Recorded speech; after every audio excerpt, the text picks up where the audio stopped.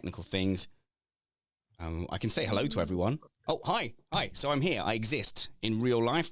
I press record on my button there, and we'll go. Let's go for it. Let's do it.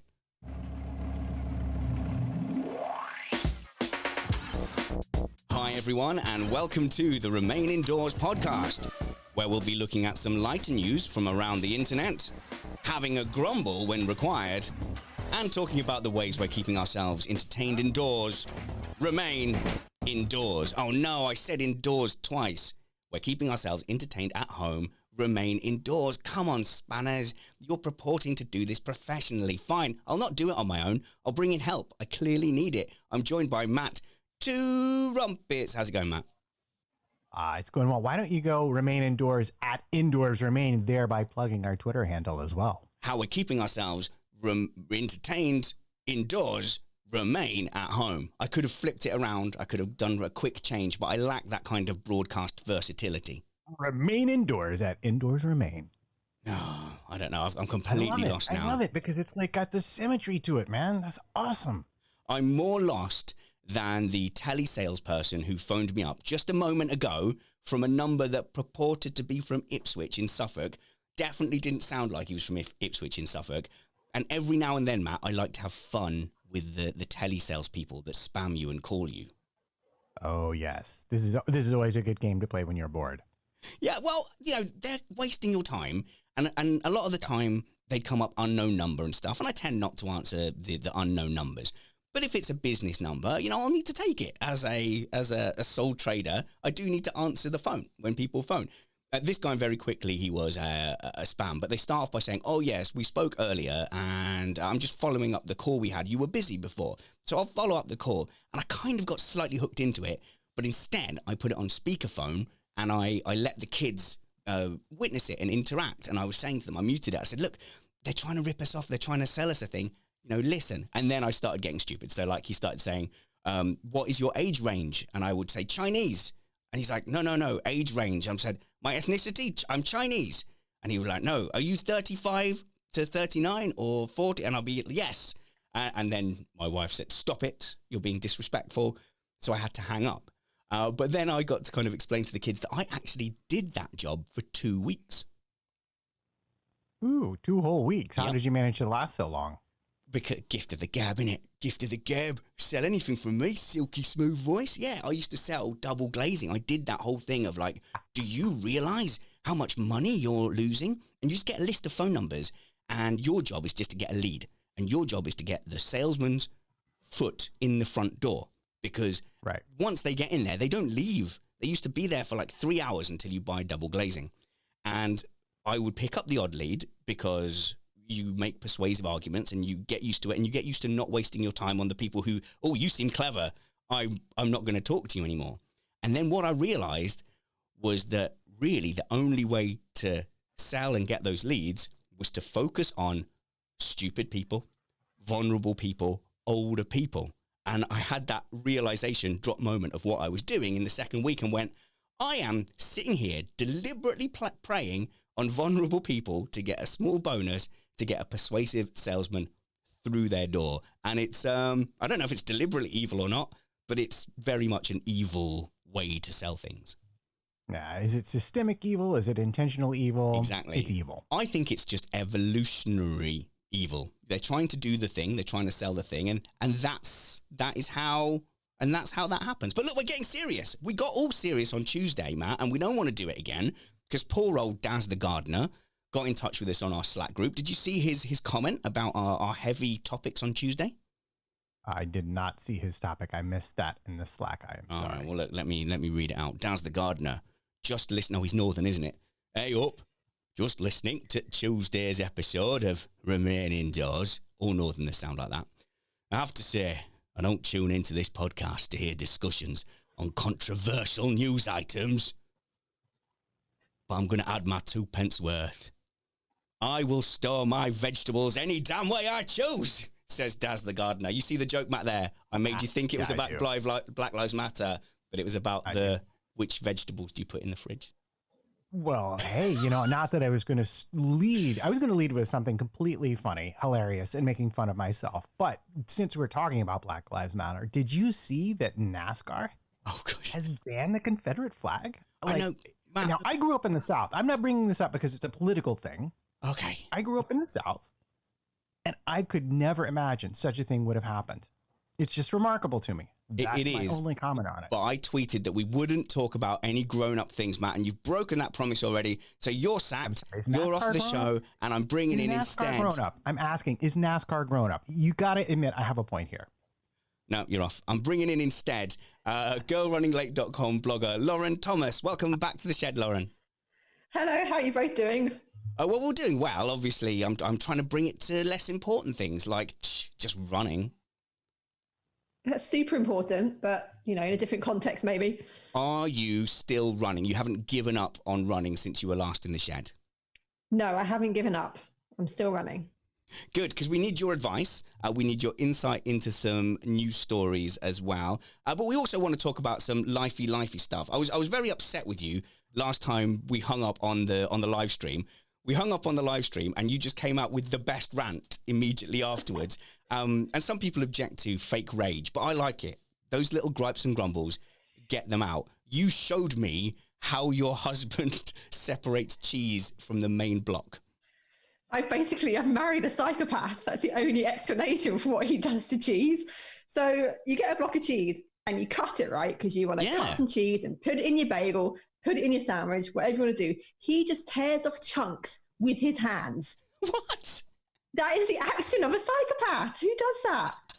And so I come to cut it from a sandwich and it's just like a flipping cliff face where he's just like torn a hunk off. So yes, I have married a psychopath and it's taken me 12 years to realize this. That's not even like drinking milk out of the carton. That's like taking a knife, cutting a hole in the side of the carton and drinking the milk out of that. Exactly. And, he's like a really neat person in day-to-day life. And it's like I've seen, like how in Friends, Monica had that cupboard. So she was like really tidy and like all the junk went in that cupboard. This is like Ian's cupboard. It's cheese. I don't know what else to say. Cheese. Okay, so I'm hoping that you will forgive him and that won't affect your long-standing relationship. But maybe he could get his own block of cheese where he could tear chunks off it, because this is no small thing. I've never seen Matt's face as disgusted as when you said that. He literally just went like, wow, who would do that? But I also have a minor cheese dispute with my wife when it comes to cutting cutting cheese. I use. Oh, really? You do know that's a euphemism over here in the States.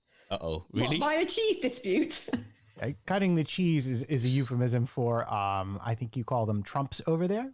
Ah. Oh, is it? Oh, yeah, no, she's... So just so you know, it's even more entertaining for me to listen to this conversation now. Yeah, I mean... You're having a cutting the cheese dispute. Apparently. It's in an entirely different direction in my head. Apparently... You said you didn't want serious. We've moved on to farting in 5 minutes. Well, there we go. That's the risk you take, isn't it? You're welcome. But spanners as well in Ireland means something different. It means people of diminished mental capacity, obviously a ruder version of that.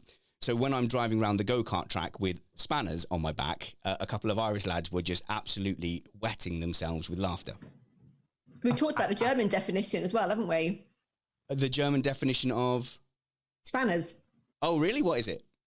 Yeah, my friend told me this. It's pronounced slightly different. It's spanners.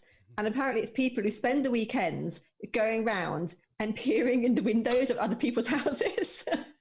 Yeah, that's where I got the name from. Yeah. Yes. Yeah, you did tell me about that. Yes, and you helped me with another German word as well, which I can't remember. I asked you to compose a German word for me. I'm sure we'll find that. We can dig that out. We can dig that out later. Right, cutting the cheese. I'm now aware of that. So in the non-US version of cutting the cheese, me and my wife have a cutting the cheese dispute. I like to use the European cheese wires, where you have like a stick and it's got a wire between two ends of it. And she'd never heard of it, but you sort of put it on and it gives you a perfectly thick, perfectly good slice. And she doesn't trust them because she thinks it gives you too thick a slice of cheese. This is primarily for cheese on toast, and it gives you like perfectly level, cheese to put on your cheese on toast. Yeah, so she won't let me use them, and she yells at me if I replace the wires because I'm wasting money when I could just do it with the knife. But when you do it with a knife, you get very inconsistent. So like one end of the cheese slice is really skinny and boils when you're doing cheese on toast, and the other end is just rubberized. So there you go. That's my beef. It's not as animalistic as Mr. Running Late. Can you not get ones that cut different thickness of slices and just get this thickness that she likes? Well, now God forbid. Now you're talking trumpets. Yeah, there is a distinct cheese slicing technique. If you angle the cutter, thus reducing the relative space between the top of the cutting surface and the wire, you'll get a thinner slice, right? But she doesn't have that skill level, so she always gets the thick one. That's what she's doing. She's blaming me for her lack of cheese cutting skill. Yeah, it's horrible having to live with someone, isn't it? And them having different habits. But you're quite lucky if you've got a husband who is generally a clean freak. I think most ladies complain that their husbands are horrible, horrible slobs.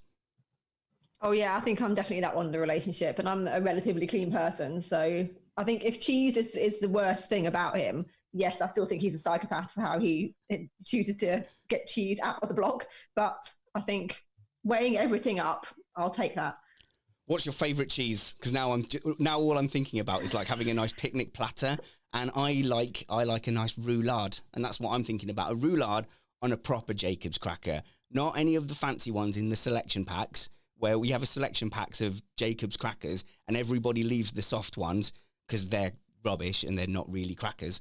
But yeah, that's what I'm thinking about now. Roulade on a Jacob's cracker. Yeah, that'll help the waistline me. Smoked cheese every time. Yeah. Bavarian. Any kind of smoked cheese. Yeah, Bavarian or like, the Applewood smoked cheese. That's definitely my bag. Oh man. See, I'm hungry, and I'm going to probably now that we've talked about food, anytime we talk about food on here, I end up just going and pigging out. But I've had a bit of good news on the weight front, Lauren. And by the way, because you are kind of like my running nanny, have been running, scolding me. Is that the right word? Like, like a teacher scolding me like for not running. I have been running. However, weight is mostly related by diet. And Mrs. Spanners has been just knocking it out of the park. She loves cooking. She doesn't like cooking when she's exhausted and she's been out all day. But since she's been at home, very little of the cooking responsibility has gone to me. And she's doing these marvelous, flamboyant, big, huge spreads. And they're great. But the good news is that I can confirm now, I've reached my fat equilibrium. So this lifestyle that we're having during this lockdown phase gained a certain amount of weight. But now I'm only staying this fat. I haven't gained any additional weight in 3 weeks. So I've reached the balance. So you've plateaued in both directions, essentially. Exactly. I've plateaued. Okay. So that's good. And like she was just like, oh, chill out. She's the one saying, oh, chill out. Because she's just like, oh, it's a bit of a weird time. Eat nice food. Have a beer. It's all right. You know how to get unfat. So it's okay. She's a feeder. Yeah. Is she a feeder? Well, as Matt put it, how did you phrase it, Matt? You said that looking at the two of us side by side, looks wasn't a consideration for her anyway. Yeah, that's pretty much what I said. Yeah. So Lauren, you look shocked. Wow, that is brutal. Well, but to be fair, your wife is such a looker. Yeah. Right. I'm not wrong, am I? Another £5 that way or that way was never going to make a difference. That wasn't the deciding factor. No, it was not. Shall we get to some running? That's why we have Lauren here. And actually, Matt, you've been smashing it out of the park lately with your running. Yeah, well, I did go through a period. So we got back from Italy, and the weather was awful. But I sort of got back into running, and then we had the lockdown, and then it was just bad weather and lockdown. And so I became.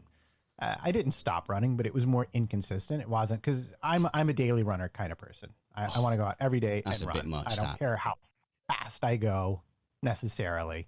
I track it, but it doesn't matter to me. For me, like get out, get the exercise. Because at my age, even with diet, if I don't get X amount of exercise over a period of time, the weight will come back, even if I adjust my diet. Like my body metabolism has reached that point where it's just like, oh yeah, let's add 10 pounds. Why not?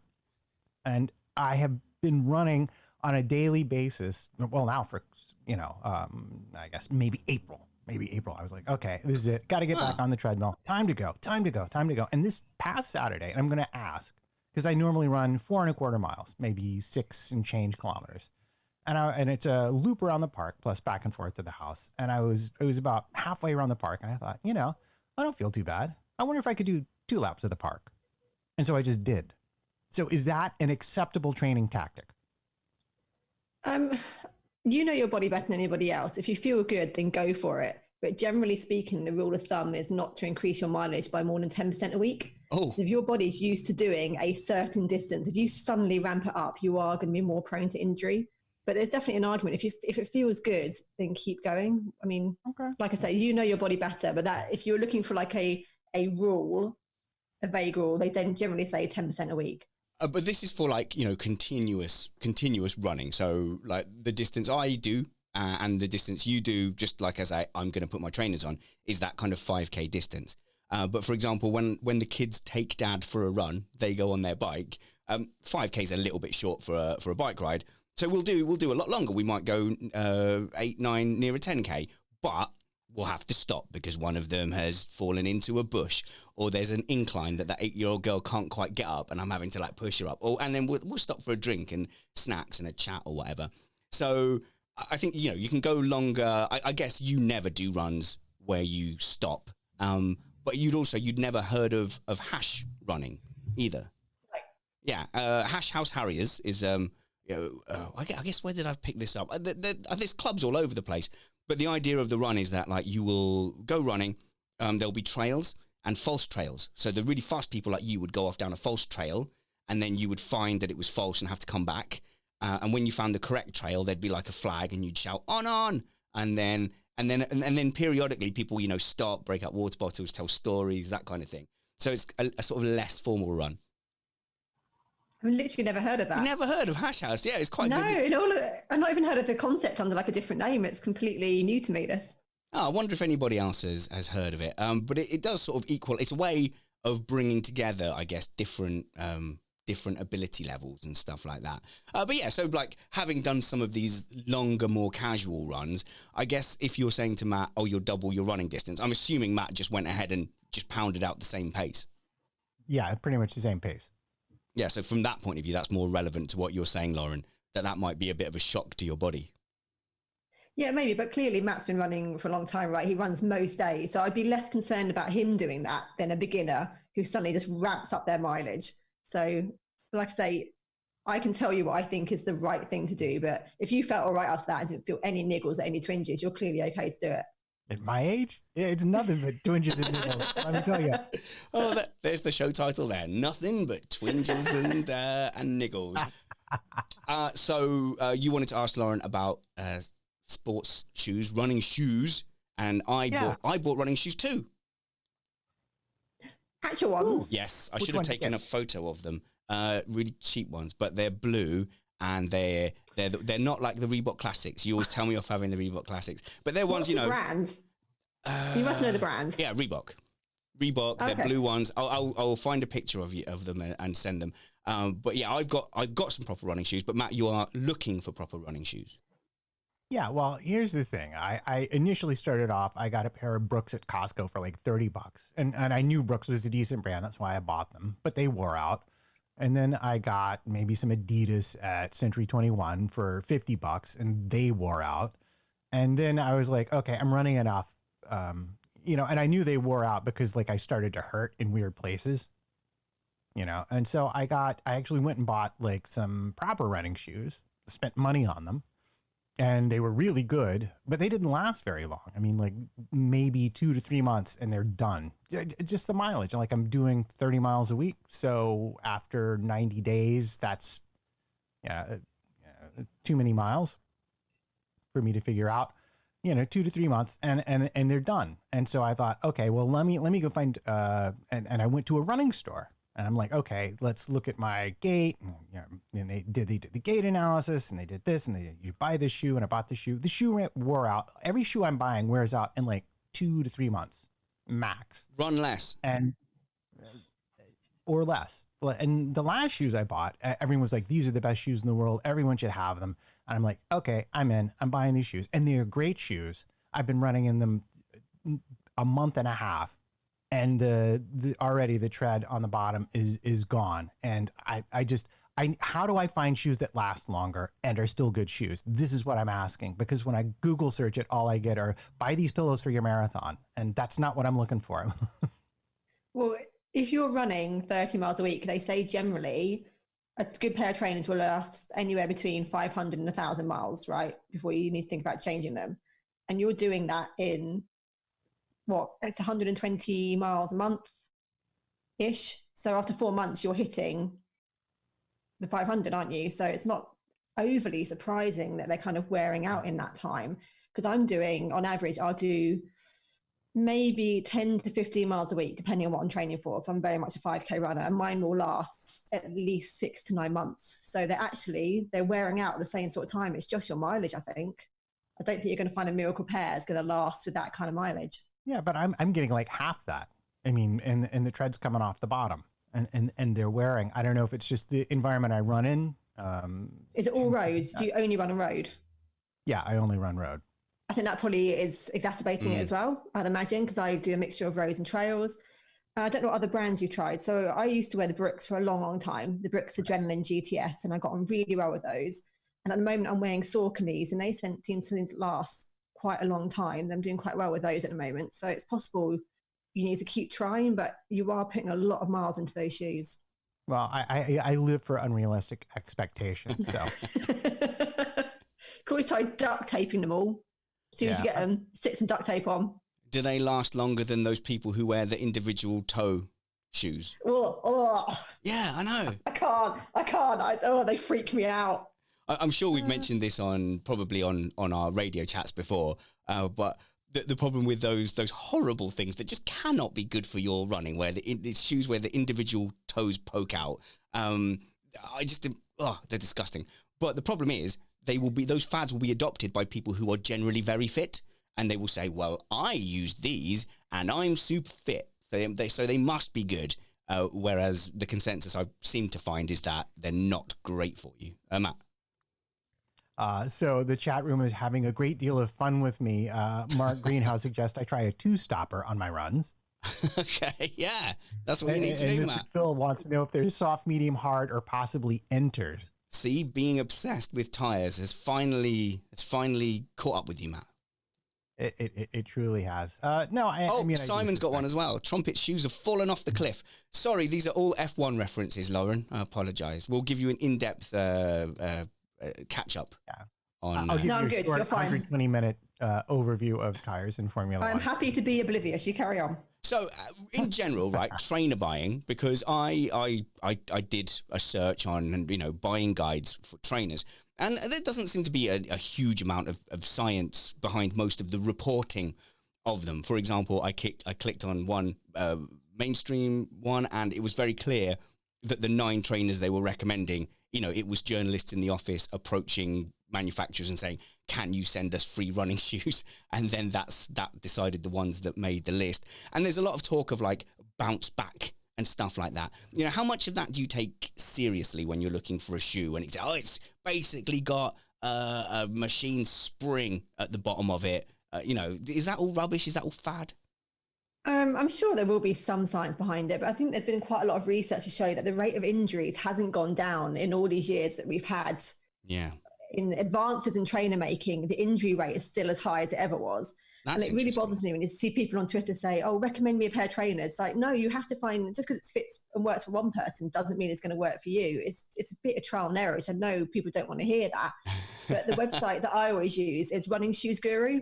Oh, okay. So it's a really good website. He basically reviews pretty much every pair of trainers going, and he's very honest about it. He gives them quite a decent mileage test as well. And I find his stuff really, really useful. And one important thing that I always try and stick to is the heel drop. So that's how much your heel is lifted when you're running. So you don't want to go from like a 0 drop to like an 8mm drop. That's too big a difference. So make sure whatever pair of trainers you get next, it's not too big a heel drop compared to the last pair. Oh, you have to make sure that you're like stepping up. I guess because your foot effectively hits the ground quicker than you're expecting. Well, it's just to do with the angle that your foot is at within the shoe. Oh. And if you're used to having your foot at a certain angle, you change it dramatically, I think it's more likely to affect your Achilles. So I just find I stick to an 8mm heel drop. Okay. That site again was called runningguru.com? Running Shoes Guru. Right, running shoes guru, and I'm going to just lie to the audience here. You'll find it in the show notes. I'll put it in the show notes, and you can just click a link, and you'll be magically there. No, running shoes guru. I'll put a tweet out. Okay, yes, you shamed me earlier for my lack of self-promotion. I need a PR person to do that tweet, to go, join Indoors Remain for 2 p.m. where you'll find Lauren Thomas giving you tips on running shoes.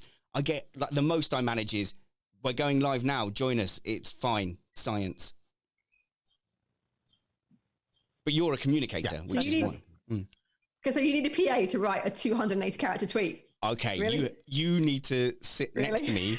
Next time we're doing a park run or something, I will sit next to you and you can watch me composing a tweet. And you will see I am all ring fingers and little fingers just jabbing away at it and constantly having to correct things. And people who, you can get notifications for some people. So when they tweet, you get an alert. People don't do that with me because I do the tweet, they go to respond to it, and I've deleted it because of several typos. And this happens 4 or 5 times. And I've had people DM me just going, dude, you're killing my feed, my bars. What are you doing? So people don't have that notification, that tweet alert for me. I'm bad. That's fair enough. You are useless. Hey, hang on. That is your profession. Essentially, that's what you're saying. You're a professional communications person, and you're just... So are you, essentially. What do you think you're doing right now? Talky communications. It's hardly the same. People are often, I think, surprised. Righty communications. People are surprised when they enter writing communications with me because I don't sound like I would be as bad at writing as I am. So, when I try and do the email responses, I will sit and I will filter them. I'll get them all lined up and I'll do all the responses and replies to emails. It takes me so long and the replies are so bad. And sometimes people send really passionate emails, Matt. I share them with the panel. And then my responses are like, jabbed out with fingers. Thank you, Jeff. Delete. GEOFF. Yeah, and that's the kind of level of response I get back. And I feel really guilty. It's bad. More running things. I tell you what, Matt, you're set up to buy your trainers. You happy? I think I have found the ones that I'm going to try next. I'm down to 2 models, but neither of them are easily available in any color that I would actually like at the moment. Which do you find that too? Like, only the ugly ones are left. I mean, like, and I don't mean ugly in the I mean like no, really like just embarrassingly, shockingly, aesthetically displeasing colors. Color's important to you, isn't it? Well, women's trainers always come in like a really, obnoxious colors. And I tend to avoid white because they'll just be absolutely filthy after the first run. But other than that, I don't really care. I got in trouble with Mrs. Spanners just for once. I took the kids out to a local woodland, but it's got like that it's kind of like really fine red dust. And I took them out not only in white trainers, but little Vivi as well was in a white hoodie and light blue jeans, and she just came back mostly covered in red. And she was like, "Did you not think for a minute about what they were wearing?" I went, I mean, honestly, no. Honestly, I didn't think about it. But yeah, I agree. I don't tend to go for white trainers either. I've gone blue this time. I mean, you think that the color of the stuff you're wearing, Lauren, that's fairly high on. You think about it, and you want to present yourself in a fairly vibrant way. I quite like bright colors, yeah, definitely. But I think with trainers, for whatever reason, I'm just not so bothered because I guess people aren't really seeing it, are they? Most people aren't looking at your feet. So as long as they function well, I don't really care what they look like. John McClintock would very much like to know what is behind the running shoes that look like stomach contents. Huh? The colors, like the... like just bomby colors, essentially. Yeah. Well, I think it's... their own. I think it's very much like five-a-side football. If you turn up at five-a-side football with like bright yellow shoes, or, if you're wearing pink boots, you're wearing something flashy, if you're wearing anything other than white or black, maybe dark blue boots, you better be good. Yeah, you cannot turn up in pink boots and be terrible. I think that's the only rule. So because you're good at running, Lauren, you can do whatever you want. Me and you, Matt, we should turn up just with straight black attire all over. Yeah, no, and that's I think that's the thing that bothers me most is just like, oh, can we just not? Because whatever. for me, the way the shoe looks affects how fast I am. If it looks like a clunky shoe, I feel clunky when I run in it. I can't explain the optics of it, but it just kind of is. And all the shoes these days seem to look very clunky. They're all ginormous, pillowy looking things that don't look fast. And so I content myself with going, well, what's the lightest possible shoe I could get that seems vaguely appropriate for the kind of running that I do? And it turns out to be a difficult chase, because usually the light shoes are like, oh, these are race shoes only. And so to find a lighter shoe that is also appropriate for daily mileage is like, it's a tiny needle to thread. Yeah, Running Shoes Guru does tell you the weight of the shoe as well, which is quite useful. Ah.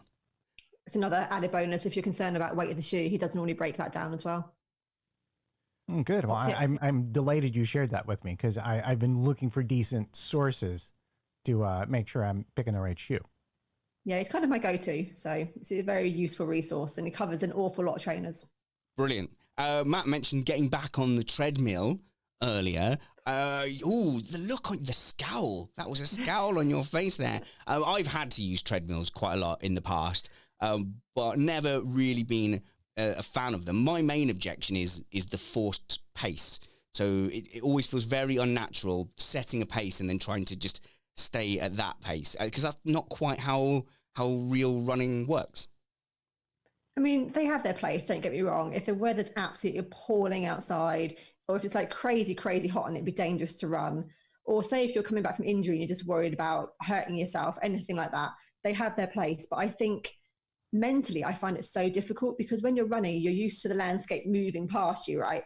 And when you're on a treadmill, it just stays in the same position all the time. And it just messes in my head.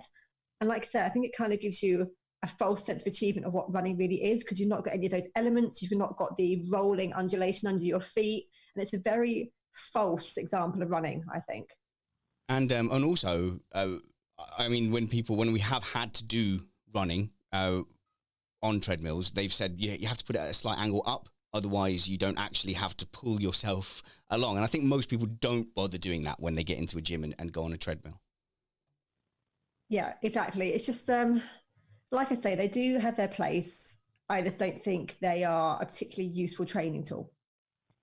Simon in the chat says shin splints on treadmills. And Mark suggests perhaps VR treadmill running to make it a little more entertaining.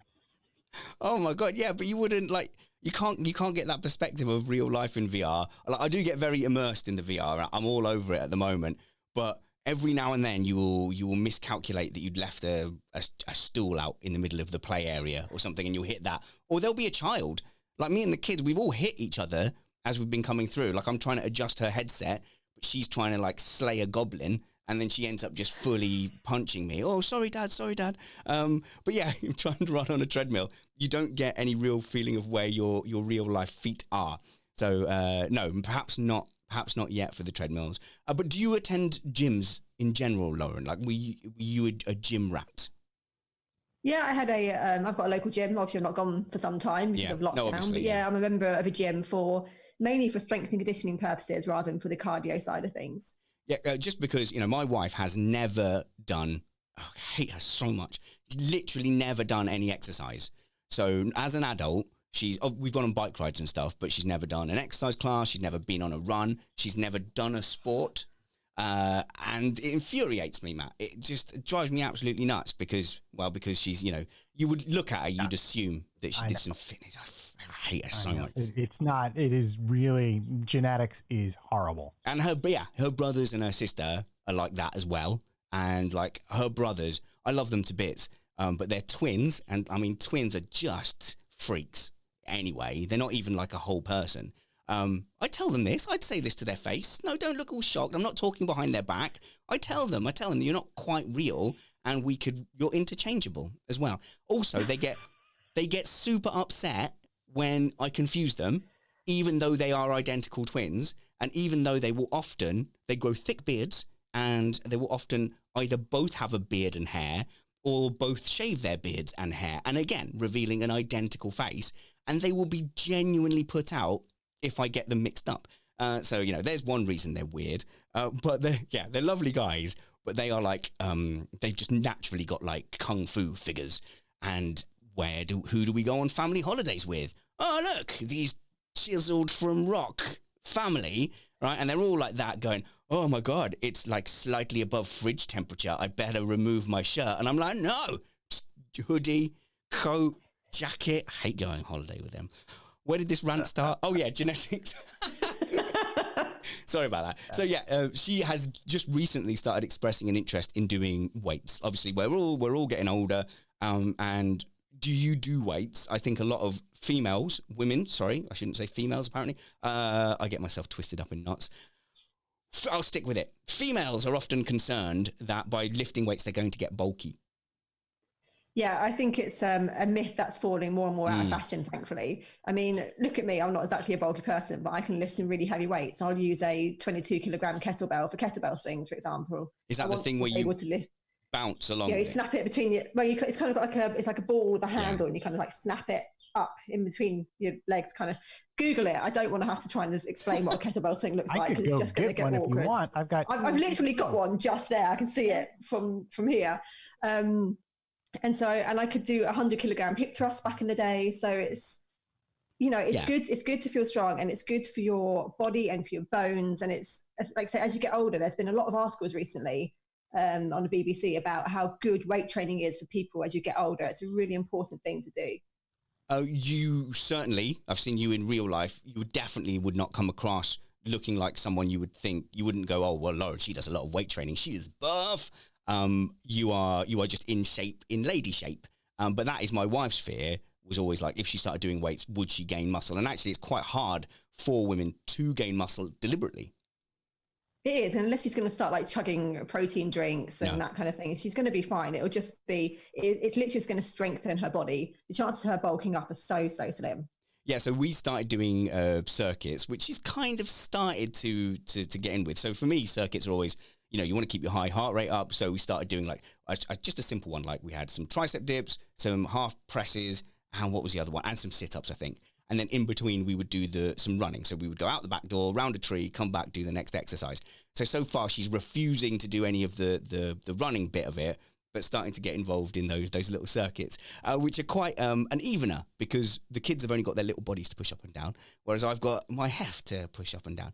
So it's been a lot of fun, good family activity. But yeah, so I think, a lot of these misconceptions from women thinking they can't do the weights, but actually I know it's not the same as cardiovascular stuff, but it is, people generally consider it to be quite good for weight control as well. Oh, it is. Yeah, there was a chap recently, Ian showed me this video of this guy who was doing, I think, 200 press-ups a day for 30 days, something like that. And that's all he was doing. And the difference in his body just from doing those press-ups was incredible. So yeah, it definitely has its place. You need to achieve a certain look, you have to lose fat, but you have to gain muscle. And you need to be doing your cardio and your weights for those two to work out.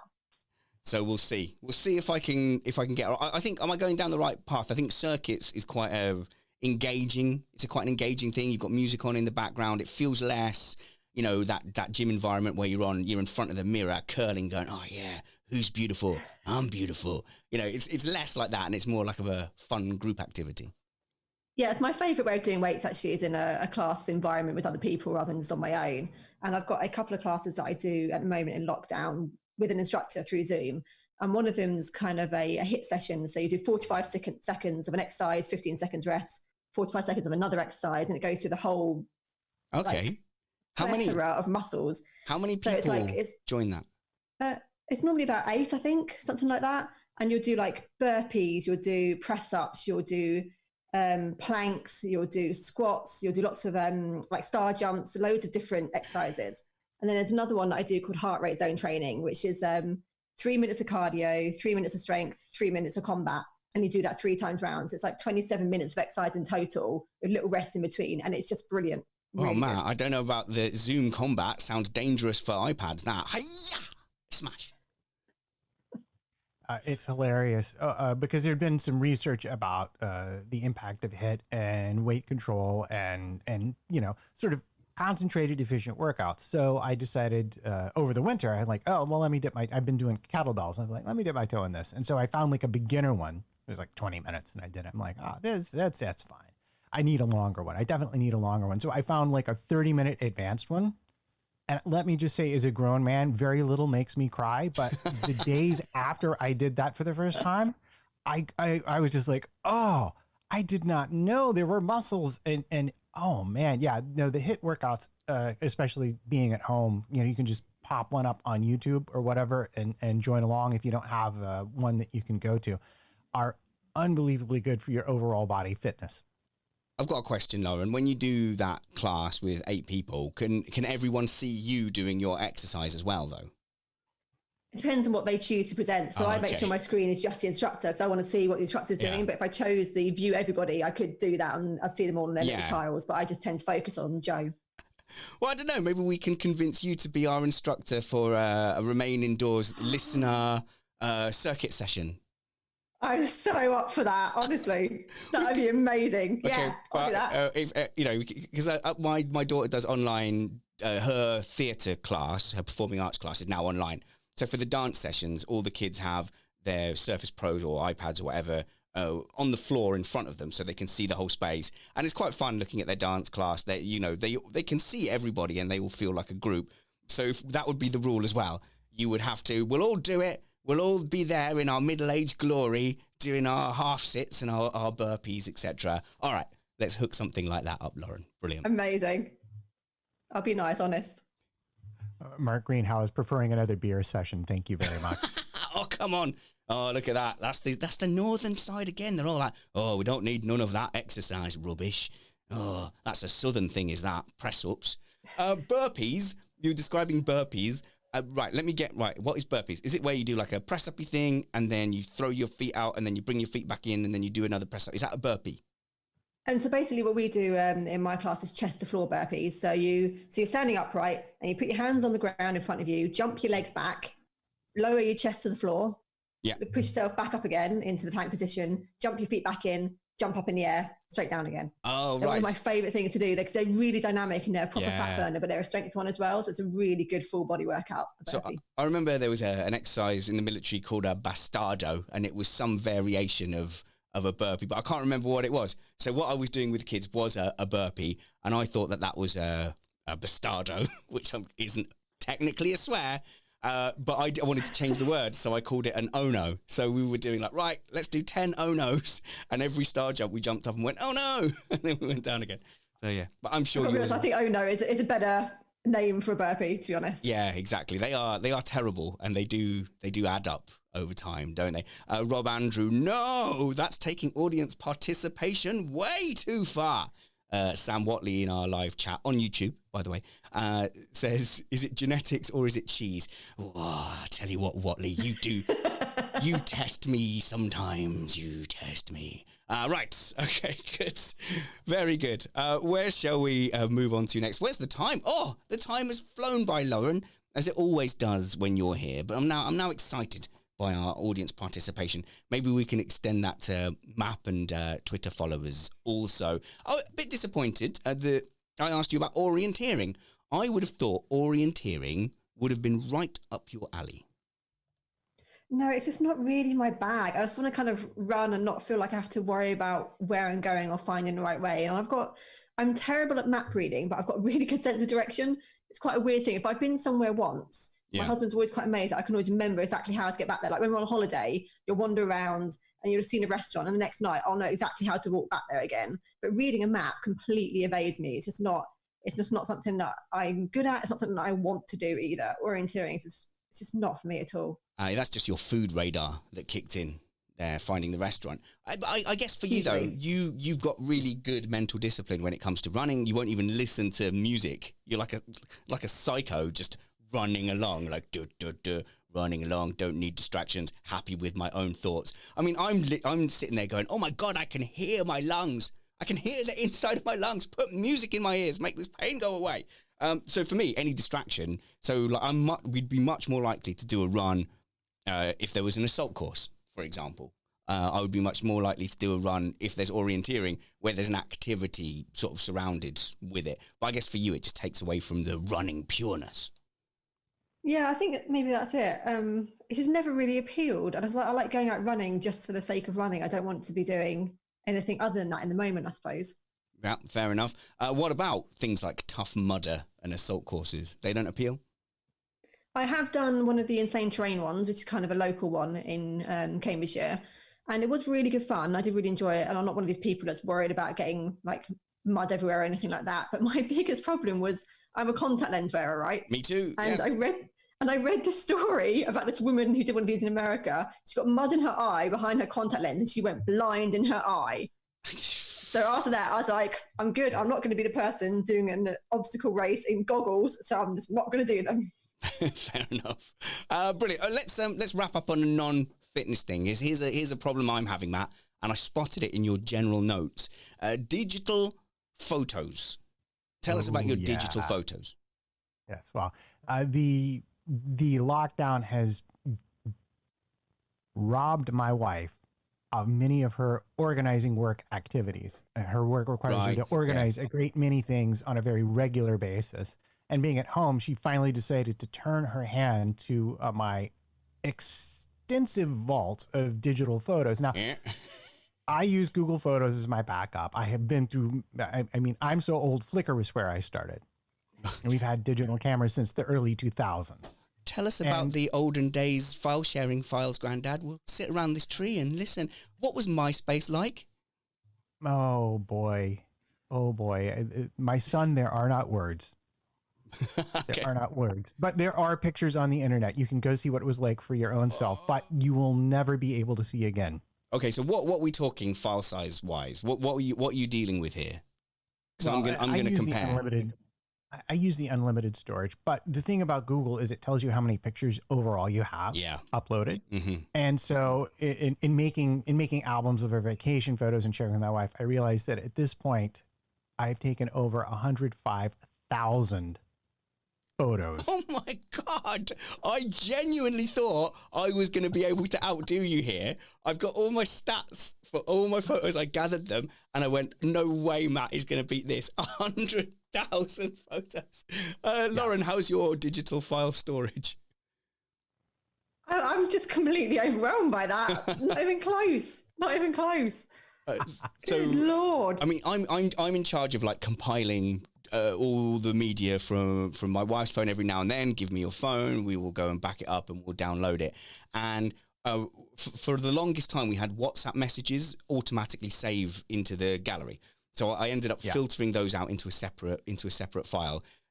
WhatsApp files alone, there was 10,000 between the two of us over the last, I guess that was 6 years worth. Non-WhatsApp things, though, we have got 27,000 media files, including videos, since 2010. And I'll have to, the first 2 years, there was not much either in that. So they add up really quickly. And the organization of those, if you don't do it, you're most likely just going to lose all those memories forever. And so going through and curating stuff, Matt, if you don't do it, you may as well kind of not have those videos, because who's going to trawl through 100,000 photos after you're dead? No one is going to care as much as you. Yeah, no, you do have to put them in albums at some point. So all the vacation photos always go. But in my modest defense, photography is an activity that I actively enjoy, and I have a decent camera.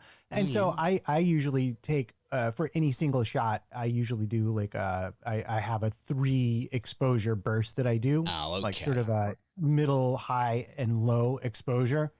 And so like, that's not necessarily individual photos. A lot of them are, here's 3 of the same thing. Here's 3 of, so I'll take 3 pictures of the same scene, but I'll wind up with 9 photos as a result. Yeah. And but I don't know. I just like taking pictures when I go places, when we go on vacation. Yeah. So I'll have huge clumps of photos and then like very little, a picture of a computer screen or, a pair of shoes or a shirt or some stuff that my wife took. But it's 20 years worth of photos. So it's only 5,000 photos a year. It's not really that bad. Lauren, that's not that bad. Lauren, do you keep your digital photos? Have you got a good system, or does it tend to be like, they're there if I need them? Yeah, I'm really not that fast. I think my photos are generally quite vacuous anyway. So it's not like I'm cataloging my children's lives or anything like that. So yes. I'm not that precious about it. That's true. I see a lot of mine are much more family orientated, Matt. So like I feel, because when I was a kid, there's possibly 5 photos of before I was 12, and I feel like that's not enough. But my kids have their whole childhoods documented. Oh yeah. We have back to the baby pictures. And I'm also going to say in my defense, now this is a real thing. When I was in the 90s, I played in Drummers Collective Big Band. Yeah. I played in Drummers Collective Big Band. And my wife, but this is back before digital photos, had a film camera. She was doing some shows and she needed someone to take pictures of her clothes on stage. The guy I sat next to, because I was a ringer in the band, the guy I sat next to was a professional photographer for Sony. He did pictures of like Wynton Marsalis. He released an entire book, I think, on Kiss. Like he was their official photographer. I mean, he was like that level of a pro. Nice.